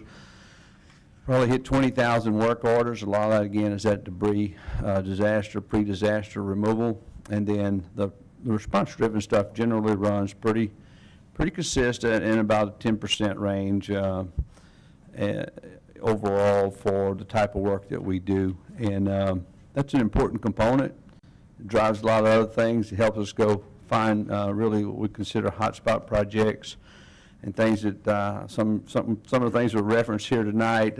One of your cases would have been in those days a hotspot project that the parish took care of. Sounds like I'm really glad to hear that those citizens were pleased with that effort. So that's where those bigger projects come from. They're birthed there with a problem, and then we carry them through. 2 projects that hopefully work for those citizens. So without going off into much more about maintenance, I feel like I have a really strong maintenance program that, is worthy of the system we have. We, of course, have room for improvement, and we're always striving to do that. The other main component, just to highlight the budget that will be presented to the police jury Thursday night as well, is really the strongest drainage budget I've seen in my career, which is over 20 years now. We're really proud of the priority that's been put on this, the focus that's been put on this, and we're really looking forward to the opportunity to build some projects that are going to reduce flooding out there. So the capital project, the program is really made up of 3 levels of projects. The regional watershed projects, you've heard about those in form of regional detention ponds or maybe pumping systems and things like that. They're obviously designed to impact the entire watershed and shrink the floodplain for that watershed. Street level projects come in 2 forms for us. The priority projects like we just described, and probably my favorite one at this point, the road prep projects, because this is that tool or mechanism which will allow us to go systematically through the entire road system and begin upgrading it for drainage before there's a known problem in many cases. So this is something that we've done in other versions and fashions over the years, but it's sort of reviving an old program that I feel like is really going to make that long-term difference to the conditions of the roadsides out there. And again, hopefully we get there before the problems have expressed themselves in some form of property damage. So I think if you were to look, this is a revised map of the plan for this year. So it does reflect the work that's in the budget. The red lines are those prep projects we just talked about. The red dots are the priority projects, and the blue dots are regional watershed projects. Just you have to read the list. There's a supplemental list I think we've provided for y'all as well that goes with this. The regional watershed projects, there's a couple big regional detention ponds and some channel improvements and some clearing and snagging, but a lot of these are still studies that are areas where we've identified some opportunities for regional detention. We're studying them more in depth, trying to vet those projects and allow our key component of this year's budget, which is really starting the 10 Watershed master planning effort. So we'll allow those studies to tie into that and refine those various blue dots, and hopefully in future years of the regional watershed projects, you'll see more of the major projects like that that are really going to have an opportunity to reduce flooding watershed-wide. So I think we conclude with the recommendation again. I would be happy to answer any questions you may have, especially considering the ordinances. That is the thing we're focused on, but we just want to make sure everyone's aware of and understands there's a entire effort on those other two legs of the stool that is going on, and we're really proud of that as well. Okay. Thank you. Any questions for Mr. Wainwright? Thank you, sir. We have first of all, any questions or general comments by the board? If you'd like to take this opportunity. If not, I will call Mr. Andrew Venturi.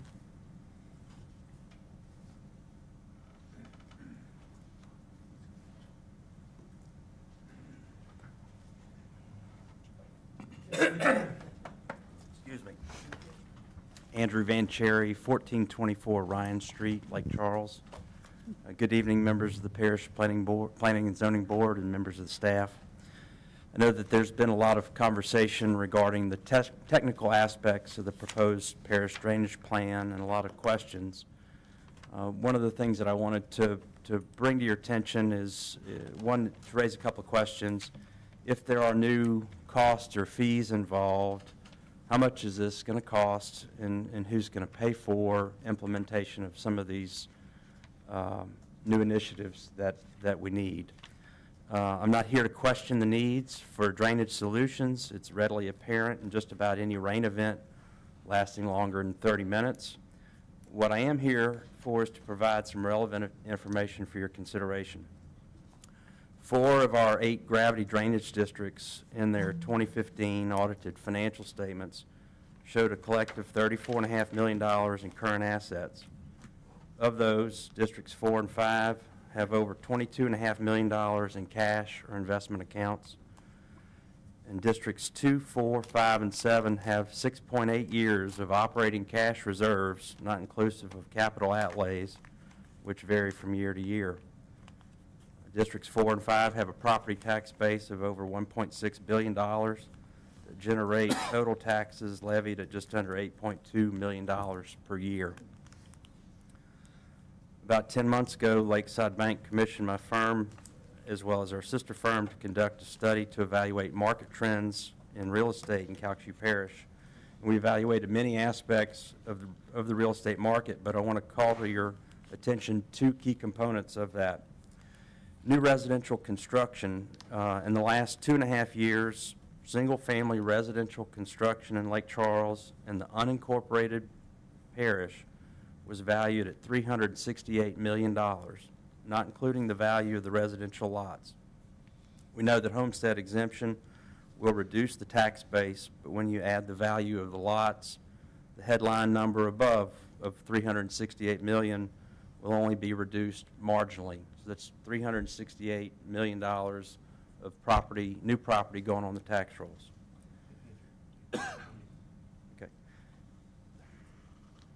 This additional tax base will do a lot to enhance the tax revenues across all the 8 drainage boards, but more dramatically in districts 4 and 5. Finally, I just want to bring to your attention that in the city of Lake Charles and in the unincorporated parish, there are 7,473 residential lots in various stages of planning, permitting, and development, and that doesn't include the city of Sulphur. 50% of those lots are in Lake Charles City Council District F and Police Street District 10. My request to this board today is to keep these items in mind when you look at this drainage ordinance about what's in the windshield versus what's in the rearview mirror. and that if there is additional costs to this plan, that you look to your partners equally as you look to developers to fund this. Sir, any questions for Mr. Venturi? Thank you, sir. Appreciate your comments. Mr. Charlie Atherton.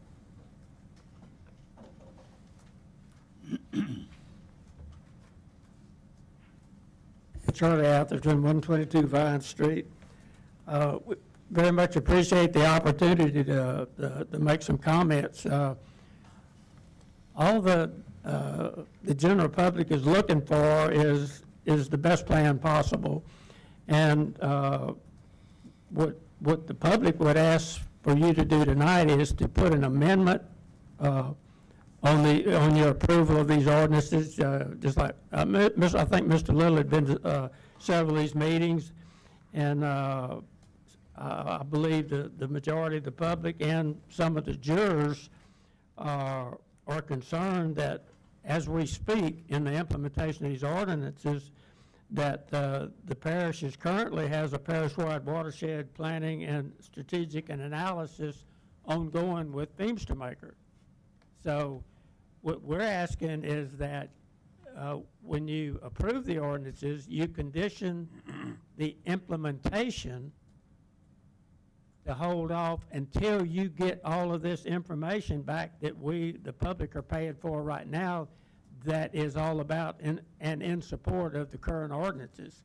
So this is, if you had the opportunity, or maybe you did, to go to some of the public input, there was a lot of emphasis on not fighting the ordinances, but getting the best product possible, and part of that was getting this information that even the staff recognizes is needed, because that's why they have, in effect, and are waiting on the results of the experts to come back with this additional information.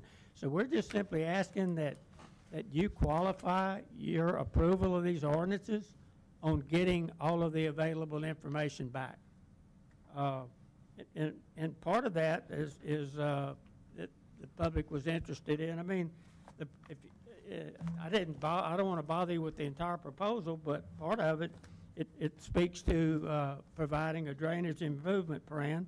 It also talks about evaluating the regulatory standards for the ordinances. It talks about modeling existing conditions. It talks about coastal influence, subsidence, cost benefit, and addresses CRS issues. So my point is, it's a valuable piece of information that's recognized not only by the staff but some of the jurors. I just want to bring it to your attention. And I mean, Mr. Little's on a roll with his amendments. I'd appreciate an amendment. And he was there at some of the meetings firsthand, so he understands the public's concerns and the fact that waiting until you get all of this information, this report back, that it would certainly give the public a comfort level. To know that we have the best information, current information available. I'll be happy to answer any questions, but it's been a long night, and, you know, Sure. y'all done. You're ready to go. No, it's all good. Any questions for Mr. Atherton? Thank you, sir. You may be seated. Thank you. Any questions by the board? If not, I have. Go ahead, Mr. Lewis.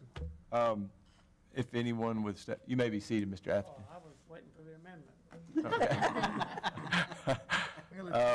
Question to staff, just if you could address the development cost. Mr. Venturi addressed, you know, just if there's a estimate on the what the implementation of this ordinance, how it would impact development cost, and then also the I'm curious to know more about the study that's ongoing, and when it is to be concluded, and the timeline on that. So those would be my two questions. I'll answer those. First, let me talk about the. Matter. We can go with the cost first, since that's the order they came in. So we've had plenty of discussions over this. And of course, we do recognize and don't shy away from the fact that proper drainage built into a new development, it comes at a cost. It comes at a cost if you don't do it as well. We had reference to that in your previous cases there where the parish spent a lot of money. So to the degree that I guess the fairest answer and the most honest answer is we have not done a comparison of before and after to try and pin down exact costs.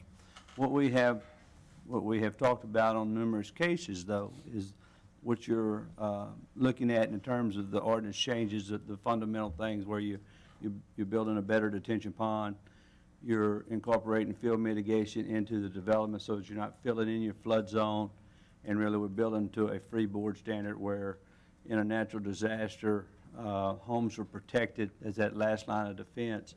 These policies have been utilized throughout the state of Louisiana and other communities in very in growth areas, and it has not impeded growth in any of these areas. There's no, so what we're seeing is, we're following a pattern of normal practice. We're catching up to the curve in terms of these development standards. If you follow the papers, Baton Rouge just changed many of their standards to what we're talking about a couple weeks ago. So what we're seeing is communities have learned that the expense on the front end, which there is a cost to a better development, is well worth it in the overall economic picture, because when you hamper growth and development, or you shut it down based on the fact that you can't move around when it rains, and you can't have commerce when it rains, that the trade-off is well received. So on the study, to give you some insight, Charlie was reading from the RFQ from that study, so he covered it. There's a lot of interesting things, especially for engineers in this time to do this work. You've seen pictures of the new LiDAR data that the police jury has acquired for the entire parish. So the first thing is to use that data as a basis for computer modeling analysis of all your watersheds. So high-tech modeling techniques. The team that we have hired is unprecedented in who they are and what the modeling efforts that they've been involved with. So we really look forward to working with them. So the first order is to grow and continue to learn about our watersheds using the new technologies that's out there. The second thing that's in there is to develop 50-year plans. It's or long-term. I'd say 50 years is a good goal for that. Strategic plans. One of the things we debate when we all talk about the projects is what type of project. We've heard a lot of talk about regional retention ponds. We've heard talk about pumping systems. We've heard talk about digging ditches deeper and wider throughout the parish. Reality is we're going to probably use all those tools in the toolbox at some point on some laterals, but we really do need to take a perspective, a long-range perspective, and avoid the projects that are just sort of Band-Aid in nature. Look for the projects that are going to protect us from that long-range impact of subsidence and the higher tides, and I think the things that we're offering do those. So it establishes a strategy that helps us develop in areas where if we're not going to be able to beat back the tide or subsidence, then we need to understand that and manage our growth in those zones. So the long-term strategy is important to it. And then the last component I highlight is really the CRS program, which is, Calcasieu Parish is in the top. I don't know, Wes may know off the top of his head, but we're in the top tier of parishes that work under that program. And what that means for the citizens of Calcasieu Parish is they get a good tax break on their insurance when they have to own flood insurance. Well, but if we can improve that, then they'll get a bigger tax break. So part of the study is to evaluate our program, our current, all the things we do to gain points in that system, and to look for those opportunities through its either additional policy or projects or flood alert systems, whatever it needs. There's an entire program on how to garner points. So whatever we do to maximize to get to that next level is one of the goals, so that it's directly reflected in those insurance rates. So I could go on. There's a lot to the project. Generally, in time, it's a 3-year project, although we feel like we will see results in the first year. And I hesitate to say it's just a 3-year project. A true master plan, if you want to use that term, continues to evolve, and your strategy continues to evolve with that as you get opportunities, you learn more about your watershed. So in terms of the ideas that are in the ordinance today, I have, and the weighting aspect of that, and make one comment to that, you know, the steps we're taking ordinance-wise, we may be asking ourselves to do more on the back end of these studies to realize our true 50-year strategy, but highly unlikely we will receive, you know, advice that we should do less. And that's the reason why we're very confident in making these steps. So more may be on the table if we can't find other solutions, but, you know, going backwards is just going to add water to those laterals and fill in our floodplains faster and cause more problems. Okay. Any other questions by the board? I have a question. Mr. Galicia. To address what Mr. Atherton said, the parish-wide watershed study, the $1.5 million, can we do that before we implement these ordinances so we know where everything needs to go? There's a lot of studies. Why don't we do that first? Well, like I said, the study in itself, the master planning effort, is primarily focused on the projects. We know through the problems that we have, we know that current strategies are not working. We know we need a substantial long-term capital improvement program. So the first order of those studies is to identify and vet projects that are going to work, that are going to spend the money wisely. So as you look at the components of the overall plan, we feel like maintenance is in place. The police jury is already committed to going and looking at the gravity drainage districts, which was referred to in some of the comments. We do feel like there's some opportunities there to improve that system.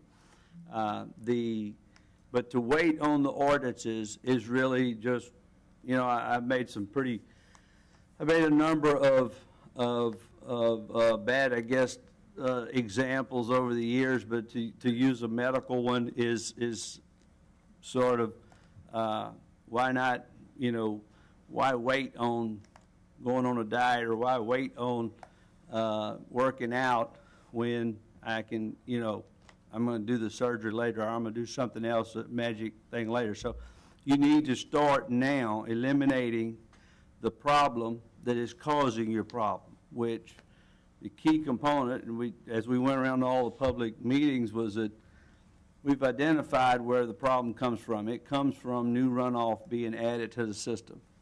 The only way to get a handle on the new runoff going into the system is to put in place good development ordinances where that is mitigated, and that's exactly what these ordinances do. So we stand by the recommendation that the ordinances are first, but everything else is right there with it, and that waiting would only allow the problem to grow and fester as the programs for projects come online. Mr. Atkinson just brought one question up about the public's concern of what it's going to cost. Let me give you a typical example for where I live. When they created the water board in Mossville, yes, I was a part of that initiation in getting this thing implemented. But when it finalized, our water bill was averaging $40 or $50 a month. I'm talking about mine.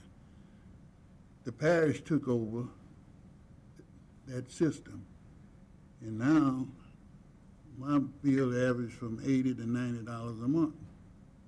Same location, same user. See? So my question is, if we have to go to detention ponds where I live, you know, plants all around us, publicly, how would that cost the individual? You might not be able to know that, and I think that's what the public is concerned. Well, We may not have got to that point yet, but it will No, get. that's a good question. So if you're an individual not developing anything, not building anything, you're just existing in your residence and growth developments happen around you, it has no impact on you in terms of a direct cost, a fee or anything like that. Now, if you decide to develop your piece of property or do something, then it triggers the things that would be cost of development, considered cost of development. Outside of that, where it's costing you as the public, is that $17 million is real money that's having to be spent on real projects to fix where we have not grown and developed properly. That cost, that's real money. That's taxpayer dollars that are going to fix problems that could have been avoided. And that's why you stop making the problems first, spend the money second. We're going to have to spend the money, we're going to spend a lot of it for a lot of years. It would be nice to be spending it on something a little more fun to do than drainage work. And that's why we're pushing so hard for these changes. Thank you. Any other questions? Any other comments? Mr. Little? I'd like to comment on recognizing and thanking the management team that has pulled all this information together. A lot of work and effort has gone into it. If this thing doesn't get our recommendation tonight, or if it doesn't pass on Thursday from the police jury, I'm going to ask you not to give up and continue working in that direction, because there's something that's going to have to be done. I think we all realize that it's a problem. Are we in favor of all this that's been put before us? I don't know if all of us are, but these are a lot of good items brought before us, and these items need to be done. I noticed on a sign in the city of Sulphur in '07, they were 200 years old.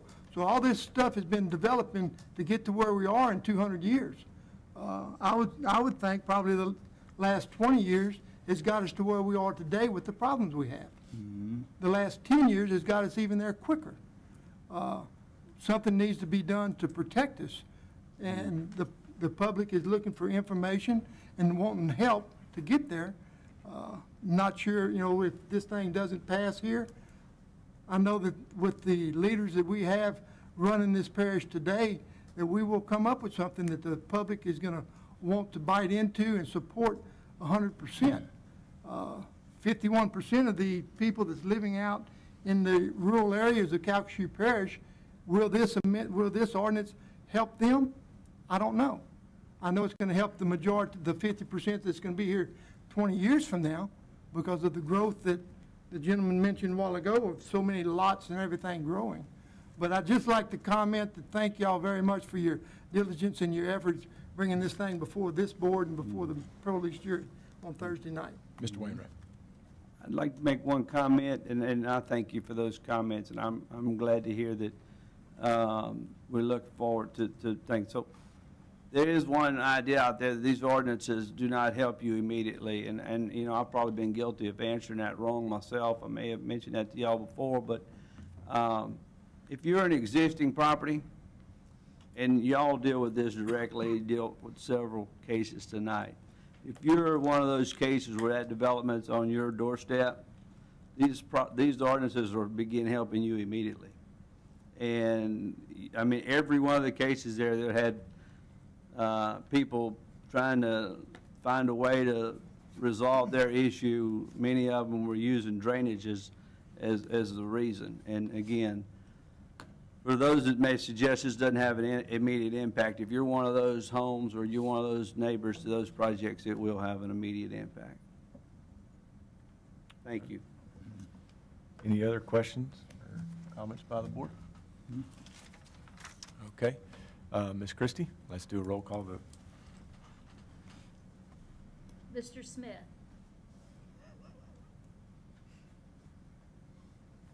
Yes. Ms. Cobb. Yes. Mr. Little. No. Mr. Williams. Yeah. Mr. Link. No. Ms. Galicia. No. Chair Porsche. No. Okay, it's 4 against and 3 for. Item 18 fails.